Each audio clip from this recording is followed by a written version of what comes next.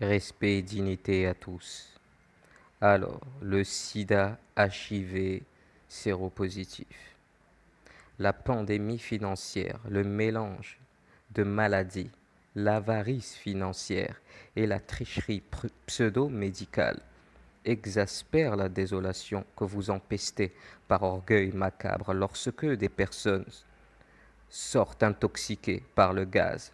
Vous allez dire qu'ils sont atteints d'une maladie chronique congénitale contagieuse par inhalation du gaz? Pour vrai.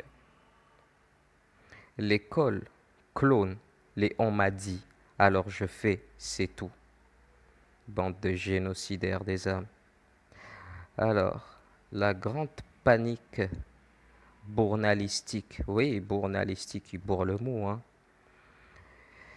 Vraiment, il bourre le mot.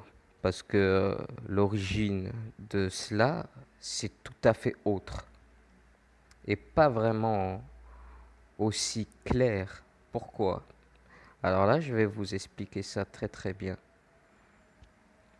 Parce que justement, on parle de tests. On va dire qu'il y a des tests comme le test de Western Blot qui analyse simplement des protéines, ok, des briefs cellulaires, ok, échantillons de rétrovirus. Ça, n'oubliez pas que ce test, parce que c'est pour l'Europe, et il est interdit même en Angleterre, hein, il y a des pays qui ne l'acceptent pas ce test.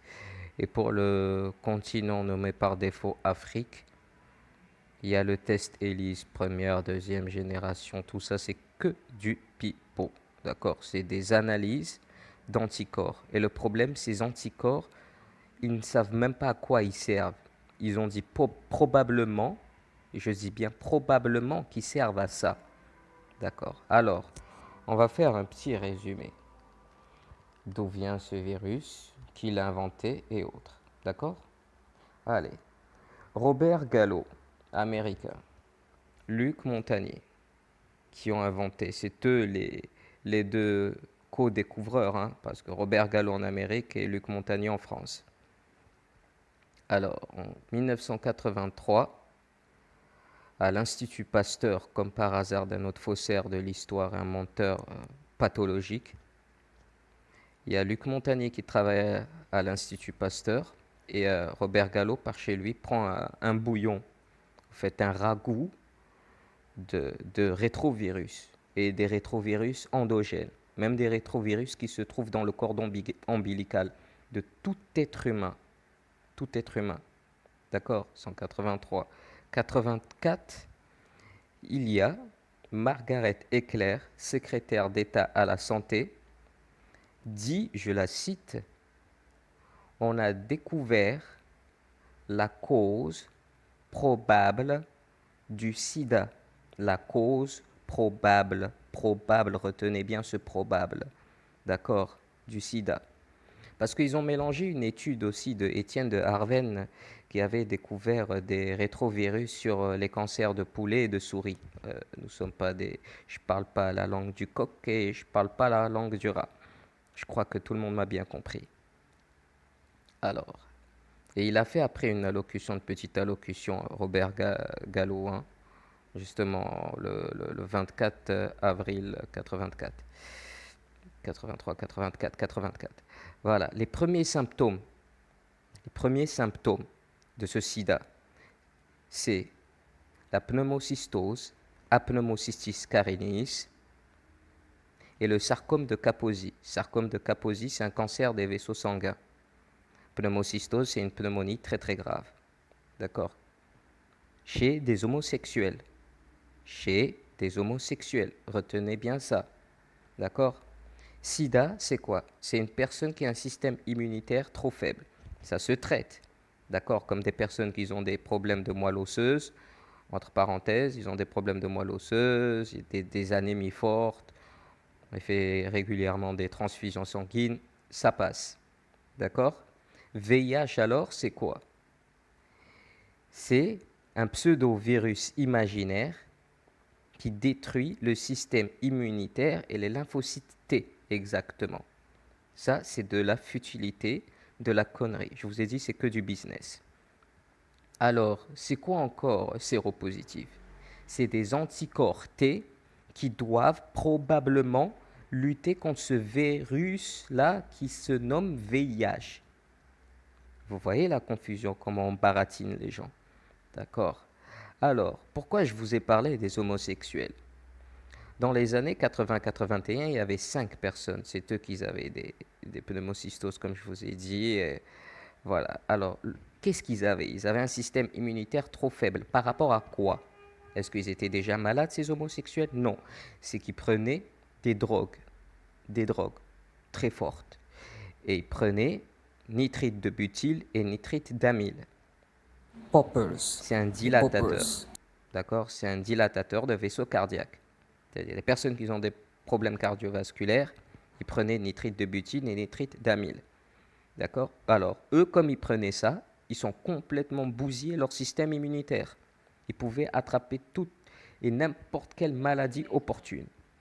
D'accord? C'est ça la base. La base, c'était ça. Et comme par hasard, maintenant, ce virus, il choisit. Il choisit. Là, ça a commencé, son départ, l'annonciation de cela, en 84, par Margaret Eckler, c'était quoi? C'était ces homosexuels. Ils partaient de ça. À la base, c'était ça. Mais ils ont mélangé une étude d'une autre personne, d'un autre biologiste qui est un spécialiste vraiment de la microbiologie. Il étudie justement les rétrovirus au microscope électronique. Et ils ont mélangé ça pour faire des combos. Voilà, pour mélanger, ils ont fait un cocktail et balancer ça à la gueule des gens. Pour vendre, hein. Tout ça, c'est que du business. D'accord? C'est que du business. La trithérapie, vous allez me dire, oui, mais la trithérapie, c'est quoi? La trithérapie, c'est un ancien médicament qui a été mis au placard parce que ça massacrait les rats et en fait tous les cobayes des labos.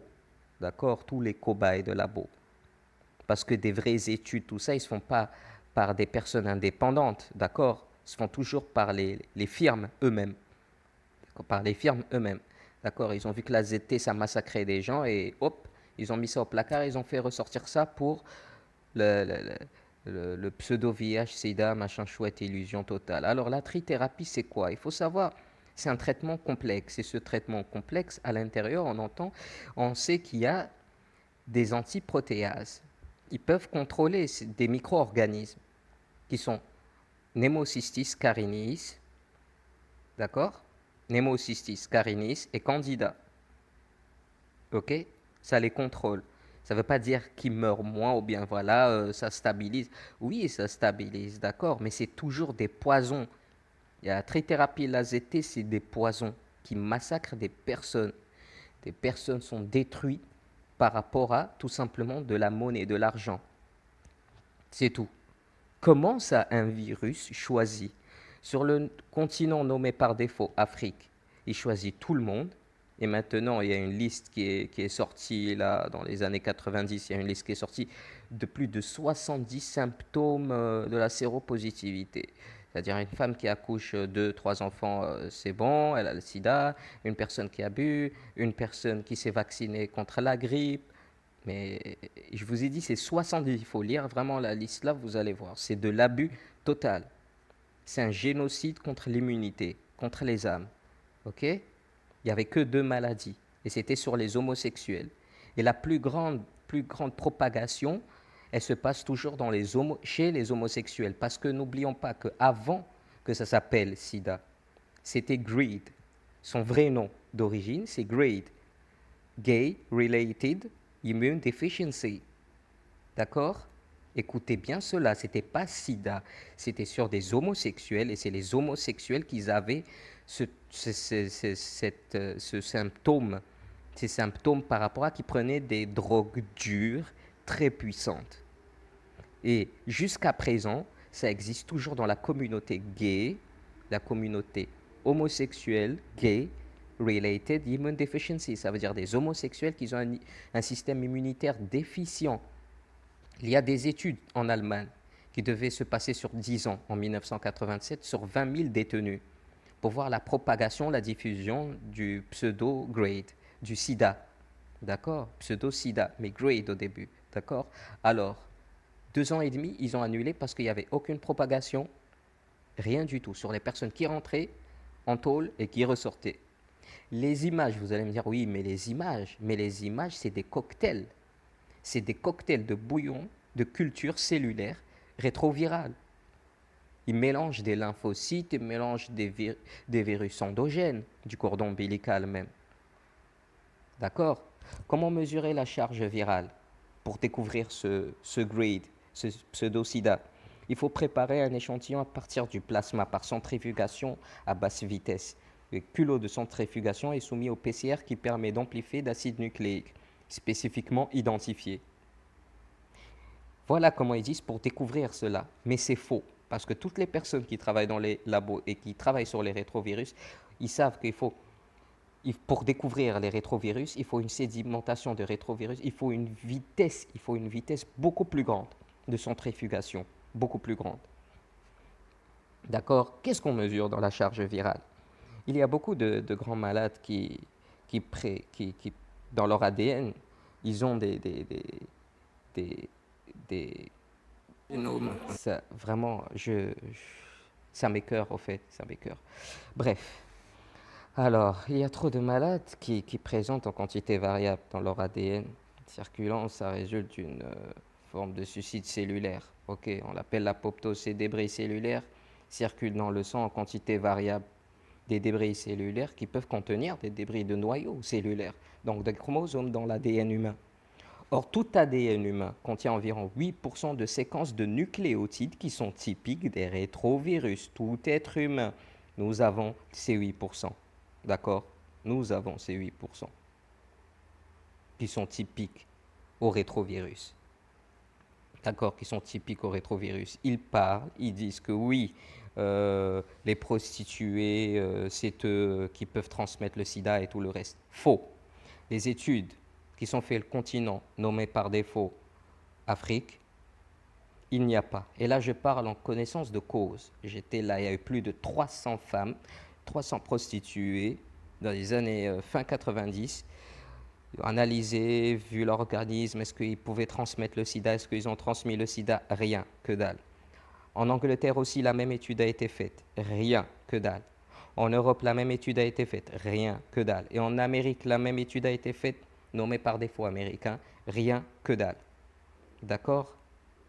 Et je remercie aussi le président Thabo Mbeki qui avait dit qu'il n'y a aucune base. Il n'y a aucune base pour le traitement de cette pseudo-pandémie qui n'est jamais venue. C'est comme le H1N1 qui repose dans des placards et vont faire ressortir ça pour quelque chose d'autre. D'accord? C'est toujours la peur, la peur, la peur, la peur, la peur, la peur.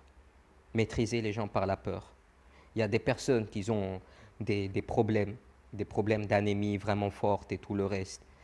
Comment ça se fait qu'ils condamnent les hémophiles? Les hémophiles, quand ils commençaient à être traités par l'AZT, il y a eu un massacre, je vous dis bien un massacre dans les fin 80. Fin 80, il y a eu un massacre d'hémophiles. Et maintenant, ils veulent coller cela au drépanocytaire aussi. Écoutez, depuis 1981, il n'y a eu aucune prédilection épidémiologique vérifiable, aucun traitement curatif. C'est clair, puisqu'il n'a pas été isolé ni purifié. Même dans le corps d'une personne qui dit qu'il a le pseudo-sida HIV, qui est grade, n'oubliez pas, qui est le grade HIV, séropositif, à l'intérieur, ils n'ont pas pris son sang, ils ne l'ont pas purifié, ils n'ont pas découvert ce virus. En Espagne, il y a Robert Vilner qui s'est inoculé, non? Le virus d'un hémophile pseudo-VIH, sidéen. Jusqu'à présent, il vit très bien. Il vit très, très, très bien même. Les anticorps ont moins de 5% d'effet qui aident pour la protection de l'organisme. Moins de 5%. C'est que 5%. Plus, tu ne trouves pas dans l'être humain. D'accord? Plus, tu ne trouves pas. Quand vous injectez du plomb, du mercure et tout cela, vous croyez que tous ces poisons-là, c'est normal. Quand vous voyagez, si vous êtes en France, c'est 2 protéines en Afrique, 3 en France, 4 en Angleterre, 5 en Australie. C'est quoi ça? Ça veut dire qu'il suffit que vous voyagez, c'est fini, vous êtes guéri. Et comment ça se fait que Luc Montagnier dit qu'il faut simplement se laver, éviter et prendre les antioxydants et c'est fini. Vous pouvez même vivre avec. Et même Bill Gates et tout ça, ces vaccins, ça ne marche pas. Lui-même, le co-découvreur de cette maladie, dit qu'on peut vivre avec, c'est tout à fait normal. Vous voyez le mensonge, comment il est? Bref, respect et dignité à vous tous. Peace.